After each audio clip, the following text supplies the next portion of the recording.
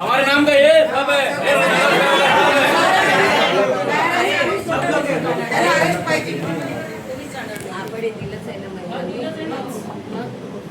संपूर्ण महाराष्ट्राला हादरवणारी घटना अमरावती जिल्ह्याच्या परतवाडा या ठिकाणी 2 दिवसांपूर्वी उघडकीस आली।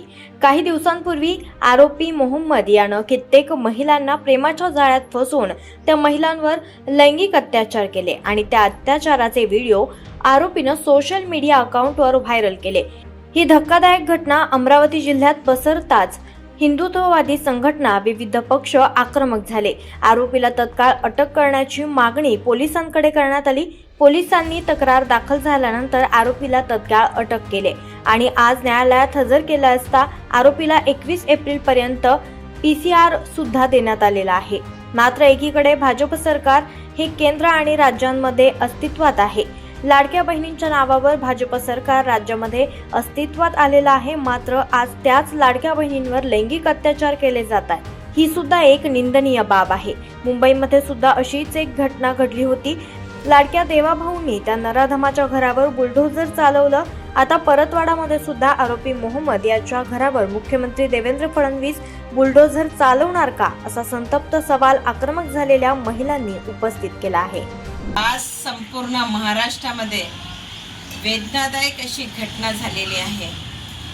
ही घटना अत्यंत गांभीर्याची आणि बोलासाठी सुद्धा शब्द राहिलेले इतके भयानक प्रकारे हा आमच्या अमरावती जिल्ह्यामध्ये परतवाडा या शहरामध्ये ही घटना घडलेली आहे। एक नराधमाने 130 मुलींसोबत संबंध ठेवलेले, लौकिक त्याच्यासोबत शारीरिक संबंध ठेवले आणि त्यांचे व्हिडिओ व्हायरल केले। 300 व्हिडिओ काढून सुद्धा त्यांनी व्हायरल केलेले आहे।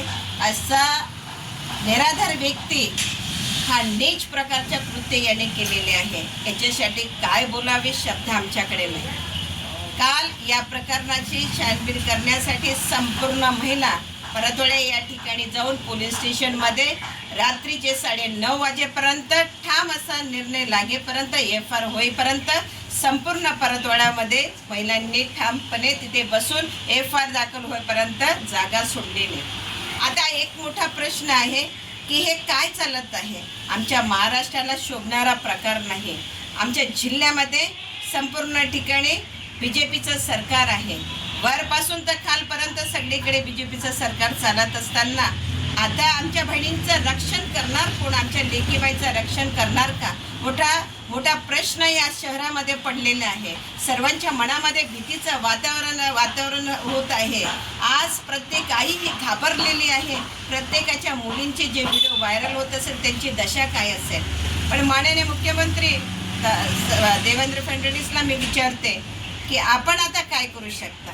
सरकार आपलं आहे, आपण या महाराष्ट्राचे मुख्यमंत्री आहे। आपल्याला प्रश्न विचारते मी की ज्याप्रमाणे आपण मुंबईला या निराधार प्रकारे ज्यांनी हे कृत्य केले होते त्याच्या घरावर तुम्ही बुलडोझर चढवलेलं होतं।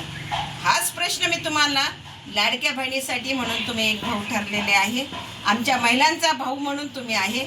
आणि आज आम्ही सर्व महिला आपल्याकडे एक प्रश्न विचारते, जे मुंबईला तुम्ही ज्या घरावर बुलडोझर चढवलं होतं का, हाच प्रश्न अशा निराधारावर परतवाडा शहरामध्ये होणार का?